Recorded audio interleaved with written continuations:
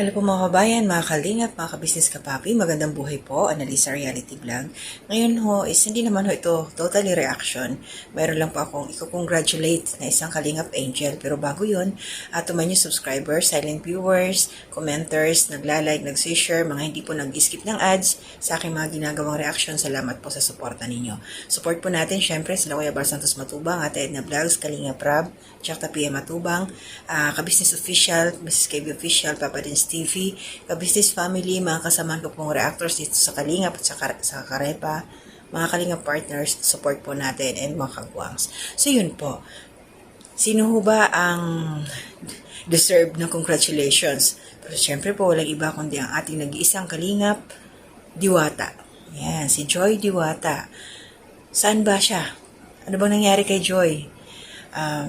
Kagabi pa ho, nalaman ko na to. May nakita akong nag-post na, and then may nag-reaction na din, isang nurse ng Kalingap, si Kuya P.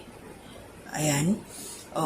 Si Joy po is magpo-proceed na siya sa kanyang capping and pinning. So, ano yun? Para sa mga nursing.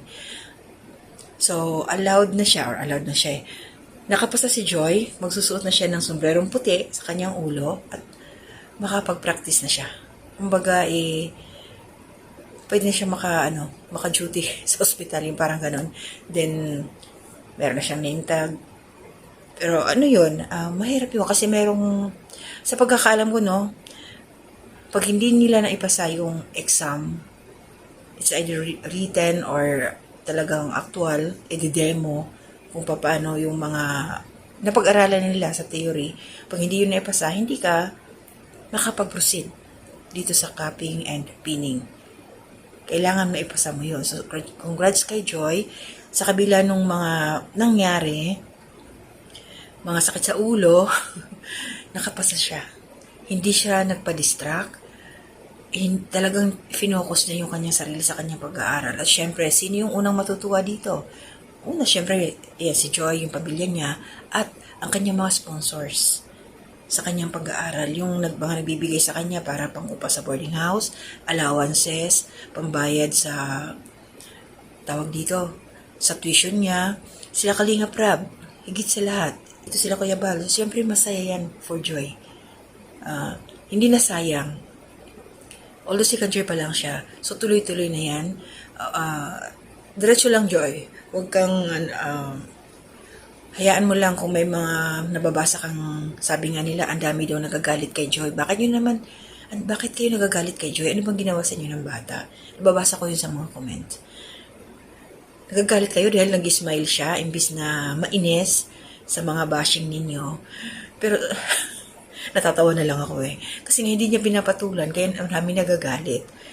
Nabasa ko yun mga ganung mga komento. Pero, ayan, ang maiinis talaga kayo at magagalit pag hindi kayo pinapansin ni Joy kasi nakapokus siya sa kanyang pag-aaral. Kaya, happy ako sa iyo, Joy. Happy ako sa iyong journey. Siyempre, sila Kuya Andy, happy din yan para sa iyo. Lahat-lahat ng mga nagmamahal sa iyo, Joy, masaya yan. Dahil nakikita nila talaga na andyan ka, hindi mo sinasayang kung ano ang meron ka, yung opportunity na hawak mo ngayon. Dahil yung pangarap mo, unti-unti na rin matutupad. Hirap kaya mag-aral ng nursing, hirap kaya mag-study, pero believe ako kay Joy, matalino siya, diba? So ito, mayroon akong ipaparinig sa inyo about sa capping. Pakinggan natin. Yung sabi dito ng aking source, si Madam Sisi. So ito po, pakinggan natin kung ano yung ibig sabihin ng capping and pinning ceremony para ma-idea rin tayo. Diba? The nursing student capping and pinning ceremony is a formal event marking the transition from student to professional nurse. It's a significant milestone, signifying the culmination of years of hard work and dedication, and the acceptance of the responsibilities and ethical obligations associated with the nursing profession. Here's a breakdown of its purpose. Formal recognition of achievement. The ceremony publicly acknowledges the students' successful completion of their nursing education. It's a celebration of their academic achievements and preparedness for their professional careers. Symbolic transition. The ceremony involves the bestowal of a cap and a pin. These items symbolize the students' entry into the nursing profession and their commitment to its values. The cap historically represented purity, and the pin signifies the student's affiliation with a particular nursing school or organization. Induction into the profession. The pinning ceremony is a rite of passage, formally inducting the graduates into the nursing community. It signifies their acceptance of the profession's ethical code, commitment to patient care, and readiness to practice. Honoring mentors and role models. The ceremony often includes acknowledgments of faculty, mentors, and family members who have supported the students throughout their education. It's a chance to express gratitude and recognize the impact of those who have guided them. Reinforcement of professional identity. The ceremony emphasizes the importance of professional identity and pride in the nursing profession. It helps to foster a sense of belonging and shared purpose among new nurses. Community celebration. The ceremony is often a public event attended by family, friends, faculty, and healthcare professionals, underscoring the importance of the occasion and the graduates' accomplishments within the broader community. In short, the capping and pinning ceremony is a powerful and meaningful event that celebrates the achievements of nursing students, marks their entry into the profession, and reinforces the values and ethics central to nursing practice. So yun mga kalingap, nothing to explain. Pinaliwanag naman yung mga definitions doon sa mga about sa capping and pinning, kung ano yung simbolismo ng paglalagay ng cap at saka yung pin nila. So, para kay Joy, clap-clap ako dyan. Tuloy-tuloy lang, Joy. 2 more years to go. And then after that, magtitake ka na ng professional exam. We're waiting na magkaroon ka ng RN sa iyong pangalan. Siyempre, proud yun.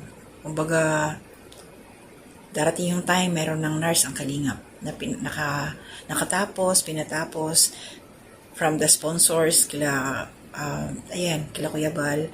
Then, of course, kay Kuya Andy na siyang nakascout kay Joy na naging tulay para makarating ito kila Kalingap Rab at nakilala ng mga sponsors minahal hanggang ngayon na kahit maraming mga bumabatikos, nagbabash, deadma kay Joy.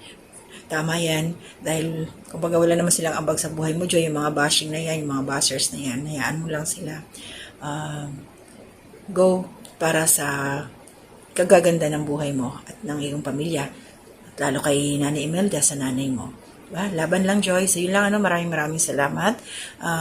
Tuloy-tuloy lang ho tayo. Shoutout po sa inyong lahat. Na-mention ko na po yung sa aking community spotlight kahapon. So, sa susunod naman ho tayo. Basta, lagi na riyan. Love lang po tayo. To God be the glory.